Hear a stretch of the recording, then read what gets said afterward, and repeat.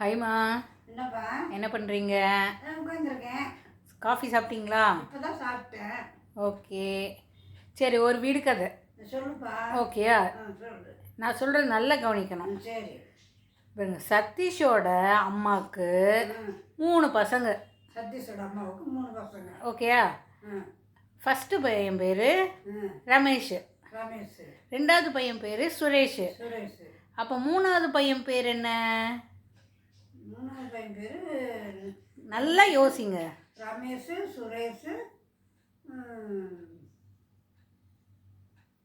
ஏய் ஏய், ரமேஷ், சுரேஷ். நான் இன்னொன்று ஒரு வாட்டி கேட்குறேன், நல்லா நான் சொல்கிறது கவனிங்க. சரியா? சதீஷோட அம்மாவுக்கு 3 பசங்க. சரி. சதீஷோட அம்மாவுக்கு 3 பசங்க. ஓகேயா? ஒருத்தன் பேர் ரமேஷ், இன்னொன்று பேர் சுரேஷ். ஓகேயா? 3வது பையன் பேர் என்ன? 3வது பையன் பேர் என்ன சொல்கிறேன்? இன்னும் ஒரு வாட்டி கேட்டா? எங்க நான் சொன்னது அப்படியே சொல்லுங்கள்.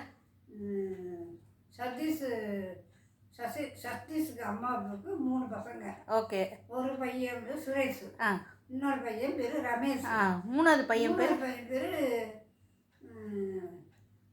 என்ன சொல்கிறது தெரியலையே. யாருக்குன்னா உதவி கேட்குறீங்களா? யாருக்காவது ஃபோன் பண்ணுறீங்களா? நான் யாருக்கு பண்ணுறேன்? இல்லைன்னா யாராவது உங்கள் ஏய் ஏய், சீக்கிரம் டைம் போகுது. இது சரி, நான் என்ன கேட்டேன் அது கரெக்டாக சொல்லுங்கள்.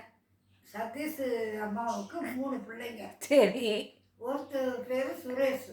ஒருத்தர் பேர் ரமேஷ். சரி. இன்னொரு பையன் பேர் சுந்தர். ஏய் லூஸு, சதீஷோட அம்மானா அப்போ சதீஷ் அவங்க பையன் தானே? ஆமாம். அப்போ 3வது பையன் பேர் என்ன? 3வது பையன் பேர் இது திருந்த மாட்டா, இவ ஃபெயிலு தான். அப்போ 3வது பையன் பேர் சதீஷ் தானே வரும்? சதீஷோட அம்மா தானே?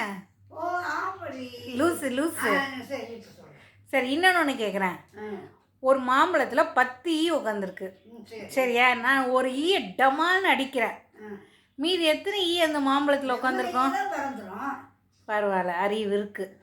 அறிவு கொஞ்சோண்டு அந்த இது இருக்குல்ல, ஈ உட்காந்துருக்குல்ல, இந்த ஈ அளவு அறிவு இருக்குது. பொடி.